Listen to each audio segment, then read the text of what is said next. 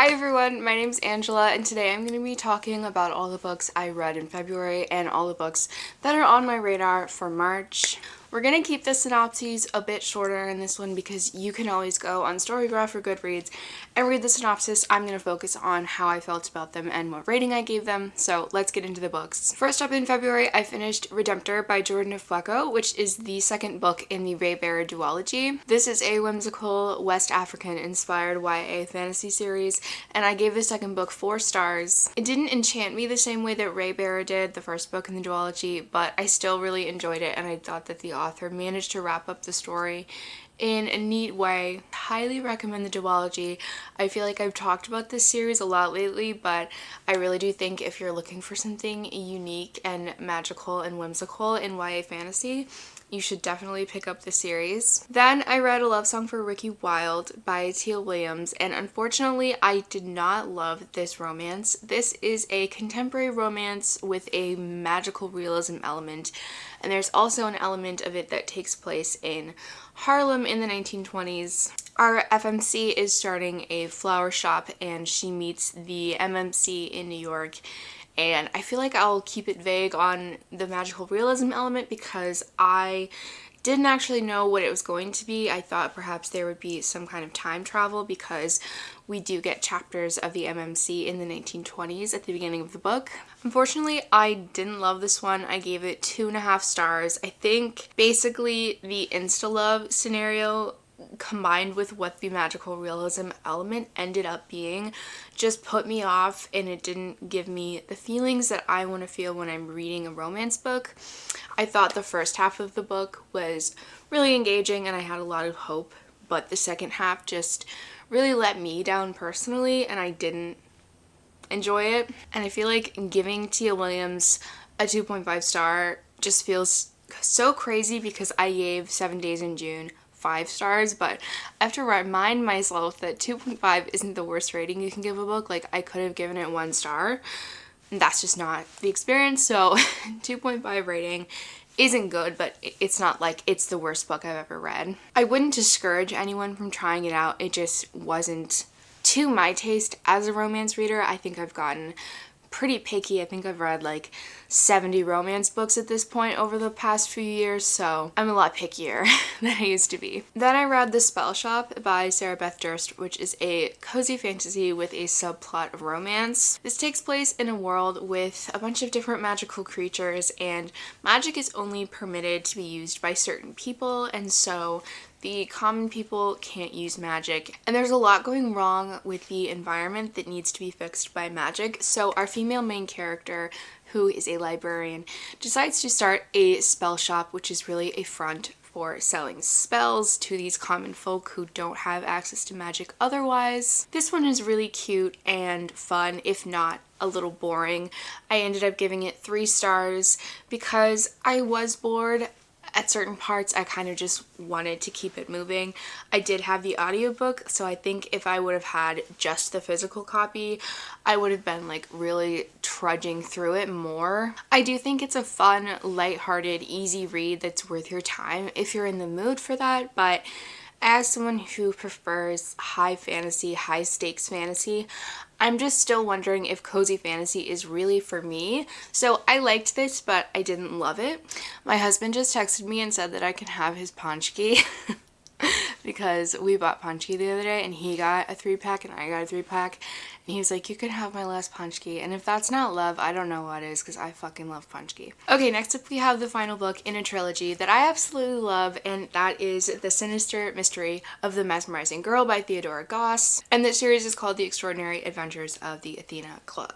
The titles are long, I feel like, as a marketing strategy. They're a bit long and confusing, but the books are great. The first 2 books in the series were both 5 stars for me, like amazing, knocked out of the park.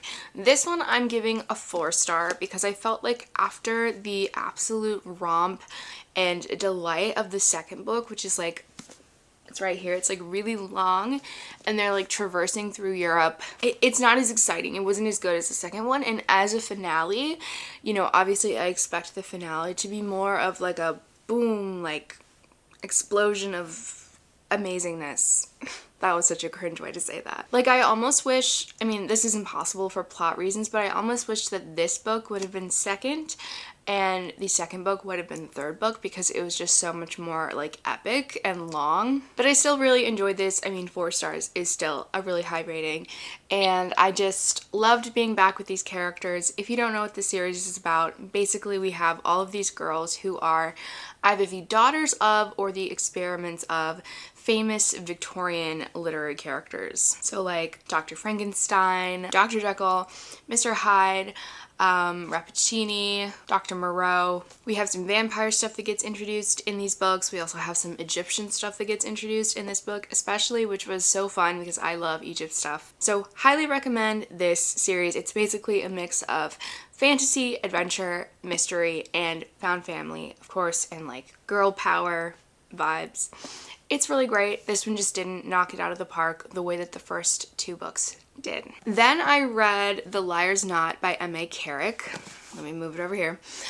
This is the second book in the Rook and the Rose trilogy. I've also talked about this series a lot lately, but in this series we have a Venetian-inspired city with a very distinct class divide between the nobles and the common people, and we have this masked vigilante figure called the Rook who is trying to restore the balance of power and get rid of this corruption in the city. The magic system has to do with tarot and dream magic and a magic system that is inspired by geometry. There's a lot of crime and a lot of gangs and a lot of political and social feuding between the noble houses. It kind of feels like if the CW drama show writers were to write a fantasy series, they would write something like this. I gave The Liar's Knot 4.5 stars, just like the first book. I thought it was excellent, but not quite perfect.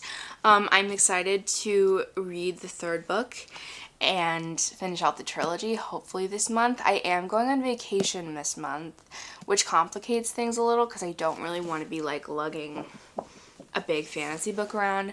So we'll see if I get to this in March or April. But overall, I'm really glad that I picked up this series, and I would highly recommend that you do as well. Next up, I read The Maid and the Crocodile by Jordan Fueko. By the way, if I'm not holding up the book, that means I read it from the library, either physically, as an ebook, or as an audiobook. Support your local libraries. This is a standalone novel that takes place in the world of the Raybearer duology, which I talked about at the beginning of the video. And our main character in this book is a young woman who works as a maid. Her name is Sade, and she is very much at the bottom of the, social and economic ladder in this society of the Raybearer world. And so we're coming at this world from a very different perspective, because in the Raybearer duology, our main character, Tari Sai, is like essentially a royal. And we also have another main character, the male main character, who is known as the Crocodile, and he has actually been cursed on one of his adventures to slowly turn into a crocodile-like monster. And at the beginning of this book, these two characters become entangled, and the crocodile can actually feel Sade's emotions. And so we're watching Sade in her work as a maid and also her growing connection to the crocodile.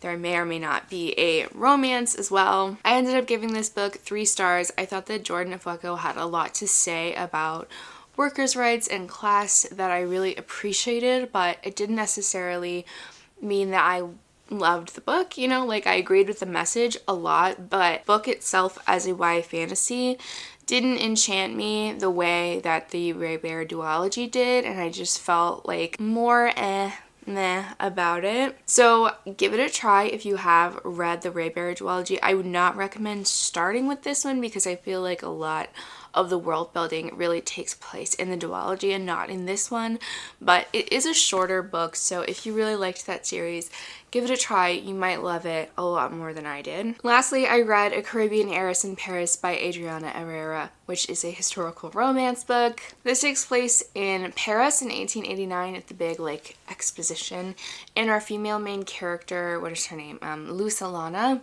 is there to sell her family's rum and make connections for her rum business. She inherited this business from her parents, and now it is her responsibility to make it an even bigger success and provide for her and her sister. And she meets this Scottish man, and it turns out that both of them, for like legal and financial reasons, could really use a marriage of convenience, and so they do end up getting married, and obviously they fall in love. This was just a delightful book. I ended up giving it 3.75 stars. It was just shy of a 4-star for me. I think maybe they just got too attached too quickly. I think it could have been a little bit of slower burn, but I really liked this. Maybe I will bump it up to a 4. I don't know.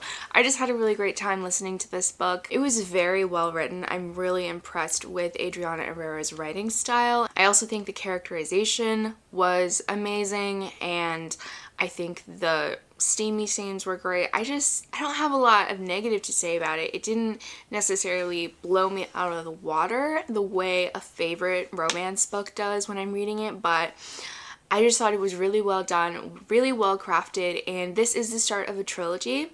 So our main character has 2 friends who are also like successful intellectual women at this time, and they each get their own love stories in the next book, so I'm super excited to follow up with that series. Now let's talk about some March hopefuls. So this is not like a strict TBR, these are just books that are on my radar that I'm hoping to get to soon, and as I said, I am going on vacation on like March 18th, so I will be gone for a week, and it is kind of like a beachy vacation, so I don't want to be reading anything too heavy, so I will probably choose a fluffy romance or like a mystery. So first up, I would say A Natural History of Dragons by Marie Brennan, which I've read the first like 20 pages of, and I put it on pause because I'm currently reading Wings of Starlight by Alison Saft, and I didn't want to have 2 fantasy books going at the same time. This is exactly what it sounds like. It's basically like the fictional memoir of this lady dragon scientist in the 1900s, which obviously is not real, but it's kind of giving Veronica Speedwell. So I'm excited to read that. Also, Out of the Woods by Hannah Bonham Young, I'm currently reading, so I'm hopeful to finish that, which is a story about a marriage in trouble, and they end up going on this like outdoorsy retreat therapy sort of thing to work on their marriage. We'll see how that goes. I'm like 20% in. The Stationery Shop I'm hoping to get to, which is like I think a tragic romance story that takes place in Tehran in the 1950s, and it says that there are some political upheaval. Like I said, I would love to read the 3rd book in the Rook and the Rose trilogy, which is called Labyrinth's Heart. And then my audiobook hold for Greta and Valden just came in. I think her name is Rebecca Riley. It's on the screen. This has been described to me as kind of like a Schitt's Creek-esque story about 2 queer indigenous siblings, and it's kind of like a lit fic humorous situation, so I've been really looking forward to trying that one out. Sunrise on the Reaping is coming out this month, and I think it comes out on the exact day that I'm leaving for vacation, which kind of sucks because I was planning on going to the bookstore on release day and buying it instead of pre-ordering it because A, shipping costs, I don't really need to pay money for that, and B, you know, pre-orders often don't arrive on time, so I thought I don't want to wait 3 days after the book comes out. I want to just go get it. But now I'm like, shit, it comes out on the day. My flight is like, I think in the afternoon, so I'll be at the airport in the morning. I'm thinking, what if I buy it from the airport bookstore? Because I'm going to the Detroit airport, and there is a bookstore like right when you go past security. So stay tuned to see if I actually get that book and read it this month. I'm not 100% sure, but I do want to read that pretty soon because I don't want to be spoiled for it. I might pick up An Island Princess Starts a Scandal. Is that what it's called? Yeah, An Island Princess Starts a Scandal by Adriana Herrera, which is the 2nd book in the series that I talked about earlier. And then for my like beachy vacation, I do have Love Theoretically by Ali Hazelwood, which I feel like could be a fun, fluffy romance to read by the pool, by the beach. And I also have on hold Savor It by Tara DeWitt, which says it's gonna come in like 2 weeks. And I've heard that that one, she has like a hobby farm with a bunch of like cute animals, and that sounds perfect for me. So those are all my March hopefuls. Those are all the books I read in February. Thank you so much for watching this video. Don't forget to subscribe if you want to see more bookish content from me, and I hope you have a lovely fucking week.